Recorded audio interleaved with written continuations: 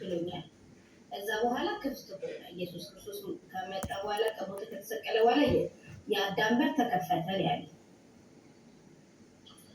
ኦኬ እኮ እሱ ነው ያለ የአዳም በር እንዲከፈት መንግስተ ሰማያት ገነት ሳይሆን መንግስተ ሰማያት ያ መንግስተ ሰማያት ከፈት ማለት ነው።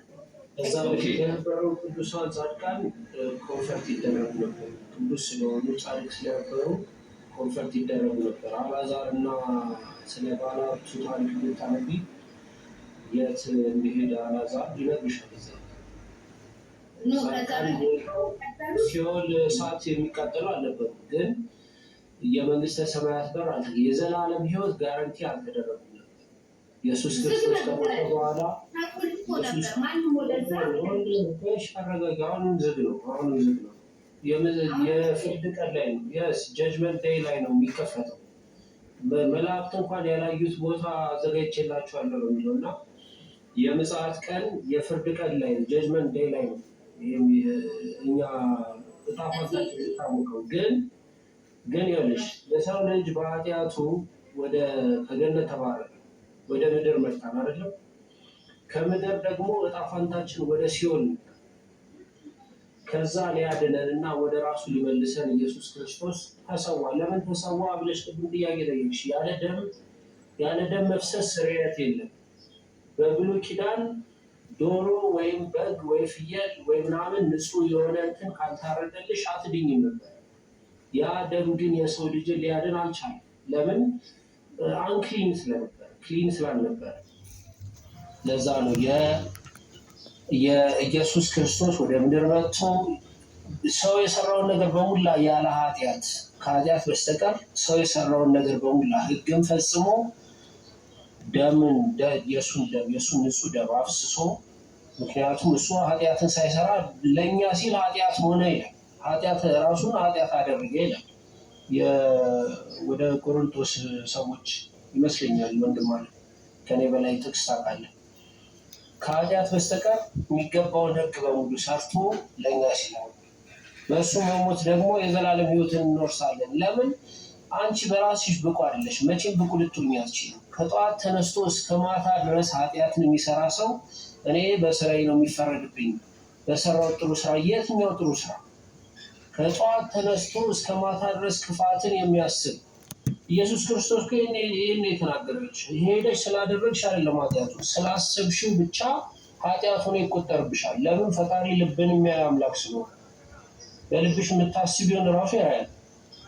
ንዴት በውስጥሽ ካለ፣ የሆነ ሪቬንጅ ካለ፣ ክፋትን ካሰብሽ፣ ምቀኝነት ካለብሽ እሷ እያንዳንዷ ኃጢአት ተብላ ትቆጠራለች። በስራዬ ነው የሚፈረድብኝ የሚሉ ሰዎች በየትኛው ስራችሁ ነው የሚፈረድ? የትኛውን ስራችሁ ሚዛን ላይ እናስቀምጥላችሁ? ምንም ሚዛን የለም።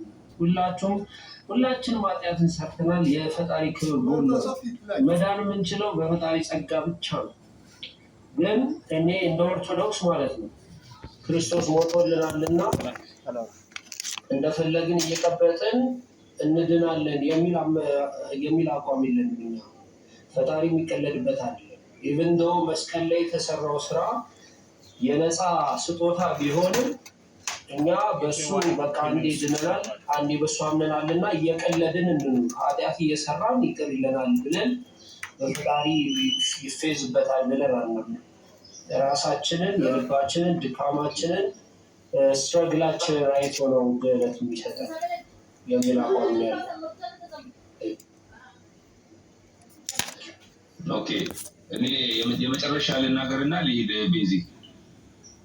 እሺ ፒኮ።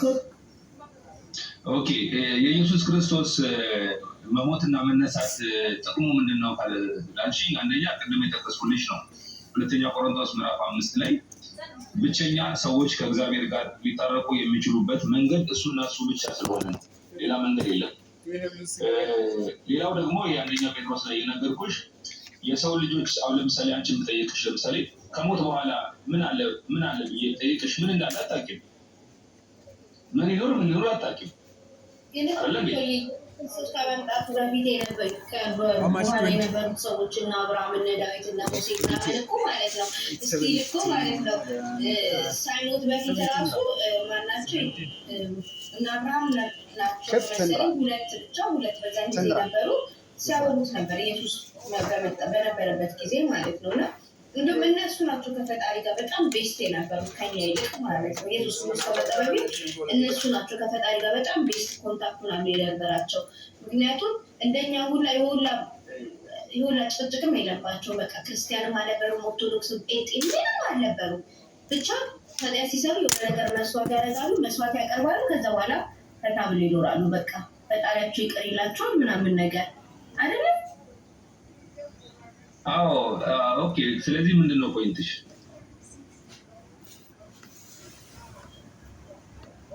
ስለዚህ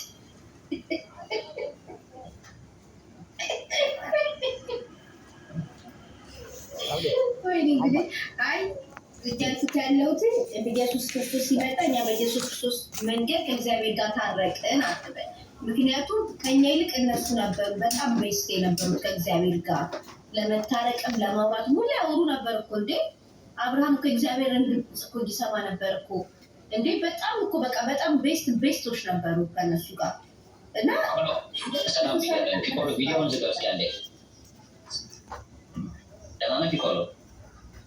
ሰላም። እሺ ይቅርታ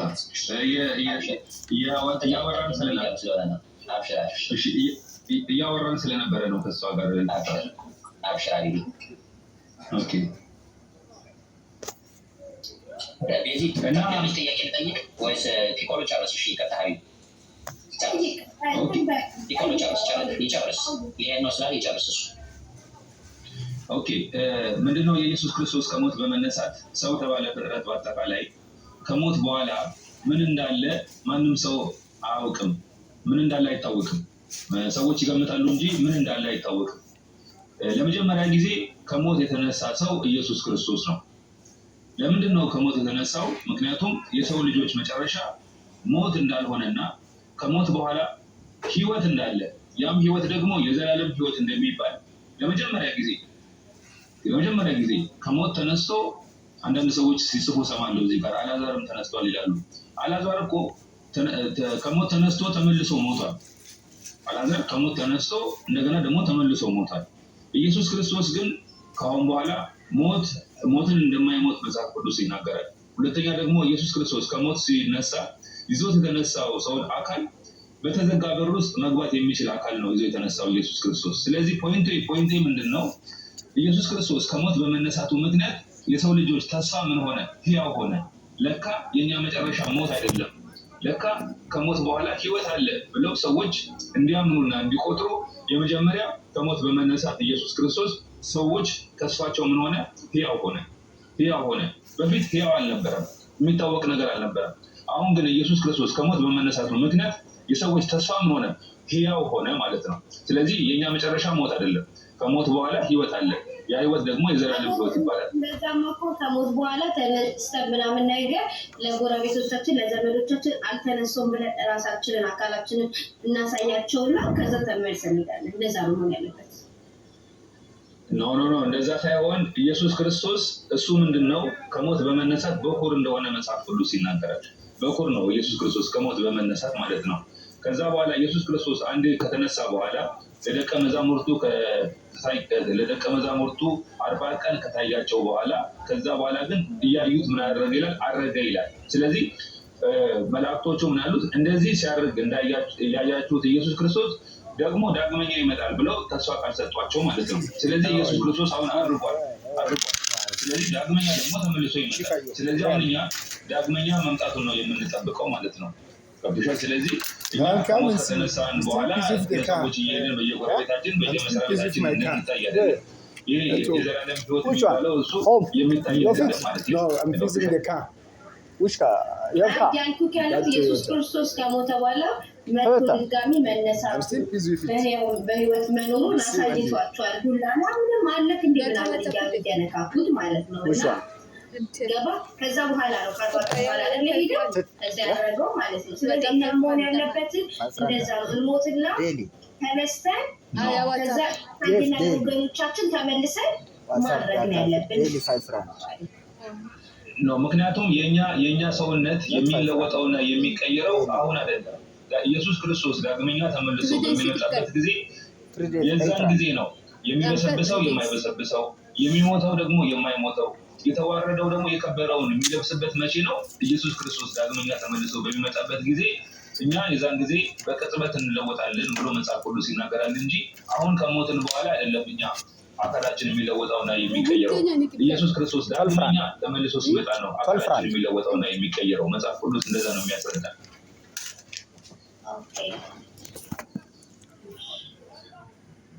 ኦኬ፣ አመሰግናለሁ ቤዚ ስለነበረን ቆይታ። ቴንክ ዩ። አመሰግናለሁ። ባለቅ እውቀት በምታውቀው ነገር ታስረዳኝ ስለሞከርክ በጣም ነው የማመሰግነው። ተባረክ። ኦኬ፣ አመሰግናለሁ። ሁላችሁንም መልካም ጊዜ ይሆንላችሁ።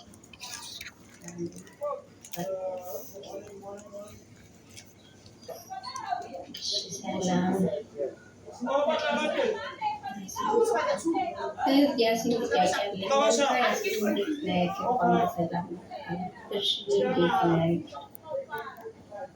አመሰግናለሁ። እንዴት ነሽ? ቤዚ ሰላም ነሽ? አልሐምዱሊላህ።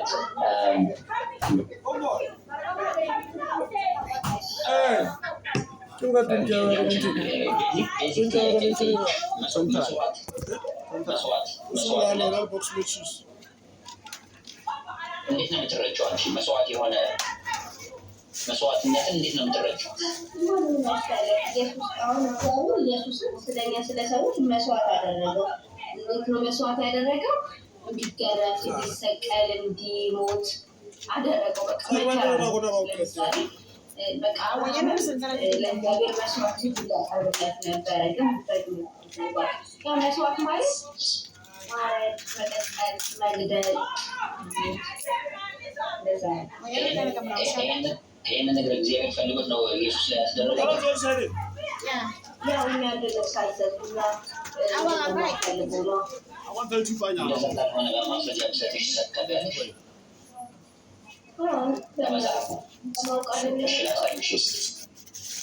ትንቢተ ሕዝቅኤል ምዕራፍ 18 ሳሊትን ወደሆነ ትንቢተ ሕዝቅኤል መጽሐፍ ቅዱስ ነው ማውጣልሽ። እስኪ እኔ በቪዲዮ አንዴ በትልቁ አድርጊ ላሳይሽ። እስኪ ይሄ ምን ይላል? አንድ ብልኝ እስኪ። የትኛው ምዕራፍ 1 ነው? ምዕራፍ 18 እዚህ ጋር ያለው ቁጥር 1 ማለት የሚሰብር ርዕሱን ይሄን አንብቤ። ኃጢአት የምትሰራ ነፍስ ትሞታለች ይላል። እሺ፣ አንድ ቤትን ከተከተይና ቁጥር 1 እግዚአብሔር ቃልም ወደ እንዲህ ሲል መጣ። ቃል ወደ እንዲህ ሲል መጣ። ስለ ፍሬ ምድር አባቶች ጨርቋኔውን ፍሬ በሉ፣ የልጆችም ጥርሶችም ጠረሱ ብላችሁ የምትመስሉት ምሳሌ ምንድን ነው? እኔ